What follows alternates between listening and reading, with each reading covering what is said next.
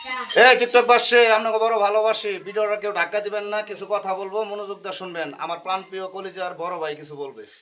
আসসালামু আলাইকুম টিকটক বাসী, ধাক্কা দিছেন তাহলে কিন্তু ডাইরেক্ট ধাক্কাই খাইছেন। তা আসলে কি ধাক্কা ধাক্কির দিন কিন্তু এখন বর্তমানে নাই। 2000 নতুন সাল, নতুন দিন আসতেছে কবে? জানুয়ারি মাস। কোন বছর?